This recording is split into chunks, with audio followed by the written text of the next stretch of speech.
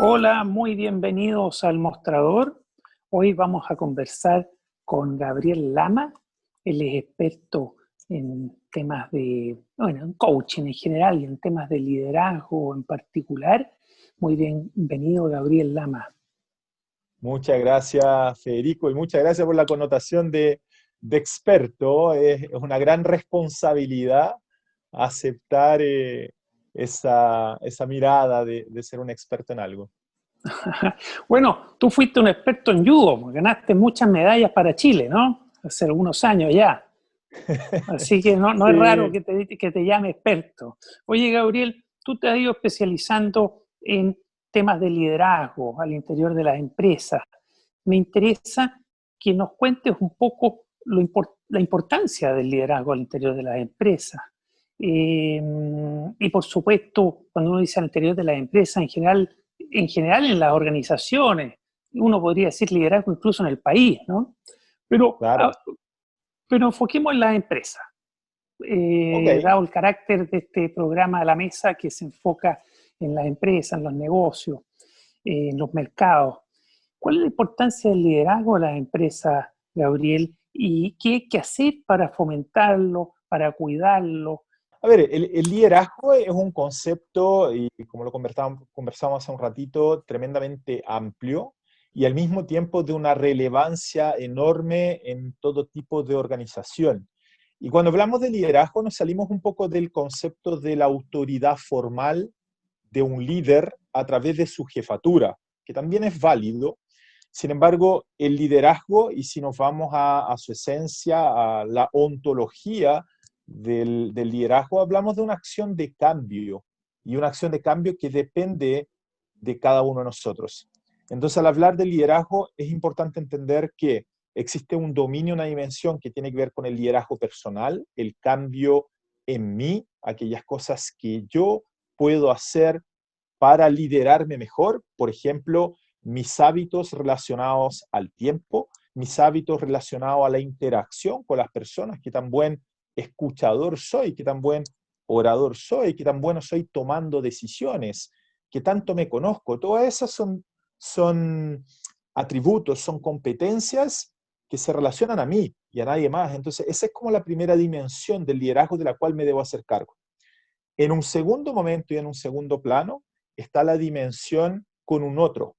El cómo yo puedo facilitar, apoyar, motivar, influenciar, contener, tensionar a ratos también a otros para que se movilicen, para que generen cambios positivos para ellos principalmente y hacia ellos. Y en un tercer momento, y que conecta con esas dimensiones anteriores, o sea, va englobando las otras dimensiones, está el liderazgo organizacional, donde hablamos de cumplimiento de metas, donde hablamos de estrategias, donde hablamos de ser parte de una cultura, de un trabajo en equipo, y cómo podemos ir cambiando como organización. Pero todo parte desde esta persona, desde el líder, que es un líder formal dentro de la empresa, pero que también puede no tener cargo y generar cambios significativos dentro de una organización. Gabriel, y este liderazgo es un requisito para que una empresa funcione, para que una organización funcione. Alguien tiene que ser líder, sea formal, designado en un organigrama, o Claro. sea también informal. Cuéntanos el rol más profundo de los líderes en las sociedades, ¿no? Estoy pensando Perfecto. en distintos ámbitos. Sí, dentro de una organización es un tremendo impacto, porque principalmente cuando hablamos de los líderes formales, hay un estudio que salió a la luz hace un par de años atrás y que fue muy significativo cuando dice que las personas no se cambian de trabajo por el trabajo en sí, se cambia por sus líderes, por su jefatura, porque finalmente no fue motivada, porque su trabajo no fue reconocido, porque no fue escuchado, porque no le permitieron desplegar todo su potencial. El rol fundamental de un líder ahí es gestionar el talento de todos sus colaboradores, es permitir que hayan espacios donde ellos puedan sentirse desafiados frente a las capacidades que tienen. Si conectamos, a nosotros nos gusta mucho ocupar, nosotros hablo del equipo con el cual trabajo en TGLI, nos gusta mucho ocupar el concepto del flow, que es cuando tus capacidades como ser humano convergen con el nivel de desafíos. Cada vez que tú haces integrar esos dos conceptos, esos dos elementos, tus capacidades con el nivel de desafío, entras a un estado de flow, que es la máxima satisfacción que puede sentir un ser humano. Y el rol del líder es llevarnos a eso. Tú comentaste sobre mi trayectoria deportiva y ahí es donde se produce el acercamiento o la transversalidad hacia el mundo organizacional. Un entrenador, los senseis, los maestros que tuve, lo que hacían conmigo era eso, era llevar al máximo mis capacidades para enfrentar un desafío X. Y si naturalmente mis capacidades todavía no estaban para un mundial o para un panamericano, no iba a responder acorde y iba a sentir frustración en esa situación. Pero si mis capacidades van desarrollándose progresivamente y los desafíos van avanzando progresivamente, voy viviendo ese estado de flow que finalmente es un motivador intrínseco para seguir avanzando. Y eso es lo que hoy día los líderes deben hacer en el contexto organizacional también, para que todos sigamos creciendo y que naturalmente las empresas sigan creciendo. ¿Qué pasa cuando no hay un líder que le permita a la gente llegar a ese flow que tú mencionas? A ver, pueden pasar dos cosas. Si nos vamos a un extremo, el caos, el desorden, y por otro lado, también puede pasar que ciertas personas, y por eso la importancia de que el liderazgo no obedece a un cargo, asuman ese rol, asuman esa responsabilidad de manera natural tal vez, porque tiene más habilidades desde el punto de vista genético para hacerse cargo de ciertas situaciones, o también porque aparece la oportunidad y me atrevo a tomar ciertas decisiones, a hacerme cargo, a generar conversaciones. Hoy día es muy importante que los colaboradores, y nosotros trabajamos mucho en eso también, puedan retroalimentar a sus líderes. El líder no tiene por qué, el líder formal en una organización, no tiene por qué tener todas las respuestas. El gran potencial humano, y ya lo decía Darwin a propósito de todos los cambios que estamos viviendo, radica en la colaboración del ser humano y de poder de manera conjunta al colaborarse enfrentar los cambios y enfrentar los desafíos. Entonces finalmente termina siendo una responsabilidad de todos y muchas veces esperamos que las autoridades formales generen los cambios. Y nosotros podemos contribuir en mayor o menor medida, de acuerdo a nuestras capacidades, con que los cambios ocurran.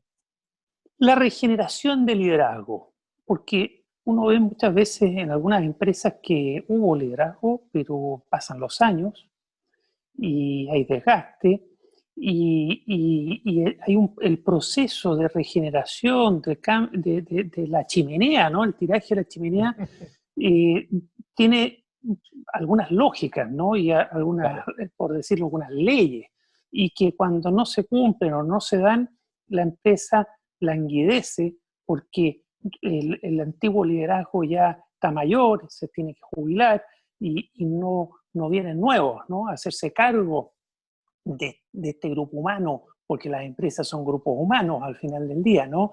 Con, Por otros, supuesto. con otras complejidades, ¿cierto?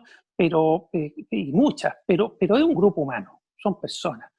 ¿Qué hay sobre la renovación del liderazgo con la chimenea al interior de las organizaciones?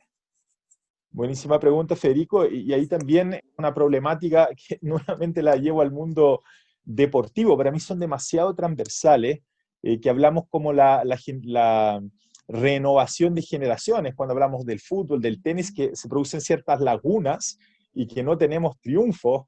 En el mundo organizacional termina pasando lo mismo. Entonces, por eso esta importancia de que los líderes se hagan cargo de su proceso de cambio, pero también de poder potenciar a los que vienen detrás de él.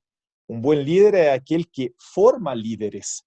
Y esa formación, esa gestión de ese talento es un proceso constante. Por eso la importancia de que todo líder tenga habilidades y tenga estudios y tenga perfeccionamientos en el concepto del mentoring para poder enseñar adecuadamente en el coaching para que pueda, a través de conversaciones, de preguntas que generen reflexión, facilitar el crecimiento de otros, llevarlos a la acción.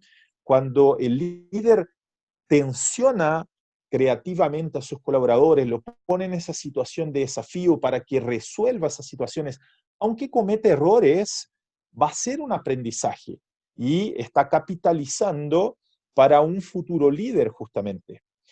Y además de eso, a propósito de lo que, esa es una forma, ¿no?, de ir asegurando esta renovación del liderazgo, pero los líderes también deben tener la humildad para estar constantemente ellos mismos en un proceso de aprendizaje. A nosotros nos han preguntado en algunas ocasiones, Gabriel, ¿y un liderazgo cuánto nos va a tomar para que nuestros líderes queden así extraordinarios? ¿16 horas, 160 horas? Bueno, respondo yo, los estudios dicen que la maestría requiere 10.000 horas de dedicación en algo. Y así fue estudiado con Mozart, con Bill Gates, con los Beatles, con cualquier persona de distinto campo que haya alcanzado la maestría en algo, requiere miles de horas de práctica. Y la educación tradicional no nos trae esas horas de práctica o de aprendizaje del liderazgo. Entonces, hoy día las organizaciones se están haciendo cargo de justamente crear programas de acompañamiento para formar mejores líderes. Y eso también es una forma de trabajar para que la organización no languidezca, tal cual como lo comentabas. Te voy a poner una última pregunta con un grado de complejidad adicional. Dale, En, vamos, vamos. en las instituciones, en las organizaciones, por ejemplo, en las empresas, para ser más puntual, familiares, es decir, porque no son grandes corporaciones y que por lo mismo dependen mucho del o de los dueños.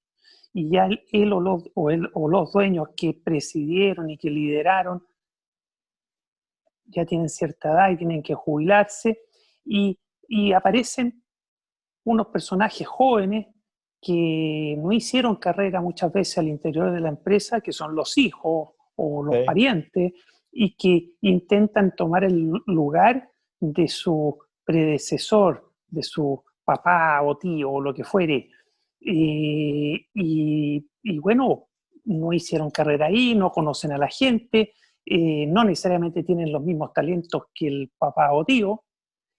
¿Cómo se maneja esa situación de las empresas familiares? Porque conozco varios casos de que se impacta toda la organización con eso, porque entre que no hay liderazgo, no hay respeto por la persona, se sienten pasados a llevarlos con carrera histórica en esa empresa. ¿Cómo se soluciona eso? ¿Hay formas de trabajarlo o es lo mejor decirle, oiga, usted el hijo, el nieto o el sobrino, dé un paso al lado y profesionalice su empresa? No, esto no es oye, no un fondo, no una hacienda de la Edad Media. Sí, te entiendo perfectamente. Hemos acompañado casos así, tal cual como dices tú, los conozco y en realidad no es una realidad, valga la redundancia, ajena a Chile. Ocurre mucho de eso, lo de las empresas familiares. Y hay varios factores a considerar. O sea, primero, entender, y no el primer factor no solamente de las empresas familiares, sino que es común a todo tipo de empresa, que dice relación a estas distancias generacionales y de la mirada que tienen hoy día los millennials, los centennials, y de lo que tienen la generación X, y la forma en cómo trabajan, sus valores, sus principios, sus creencias. Y aquí es donde todos tenemos la misión de cuestionar nuestras creencias hoy día. A mí me gustó mucho un artículo que salió recientemente de Yuval Noah Harari, este historiador que está muy bien posicionado a nivel mundial por los libros que ha escrito y las miradas que tiene las cosas, donde él dice que las dos competencias fundamentales que va a necesitar el ser humano para enfrentar todo lo que se viene con todos estos procesos de cambios tecnológicos son la fortaleza mental, la claridad mental, la estabilidad mental y la inteligencia emocional. Entonces, cuando hablamos de un escenario de una organización familiar, no es muy distinto a eso. Necesitamos poder tener la inteligencia emocional, todos los que conformamos esa organización, para resolver las situaciones, para poder integrar nuestras miradas, para poder derribar algunas creencias y juntos construir una organización mejor. La experiencia de los seniors, de aquellos que fundaron la empresa, es muy valiosa, pero también es muy valiosa esta mirada que a rato puede ser inclusive un poco disruptiva de las nuevas generaciones. Y si logramos llegar a un punto medio a través de la escucha, a través de un principio que es fundamental dentro de los hábitos de alto desempeño de las organizaciones, que tiene que ver con comprender para ser comprendido, vamos a llegar a puntos que podamos avanzar. Ahora, muchas veces esas organizaciones necesitan justamente un acompañamiento externo, una consultoría, un mediador, para que pueda ir, digamos, encaminando, ir guiando de alguna manera esa integración. Porque en las empresas familiares también hay mucha emocionalidad latente y eso no es fácil de regular, de administrar adecuadamente. Gabriel Lama, muchas gracias por esta conversación con el mostrador centrada en el liderazgo al interior de las empresas. Que tengas muy buen día. Muchísimas gracias a ti, Federico. Fue un gusto acompañarte y poder conversar contigo este ratito.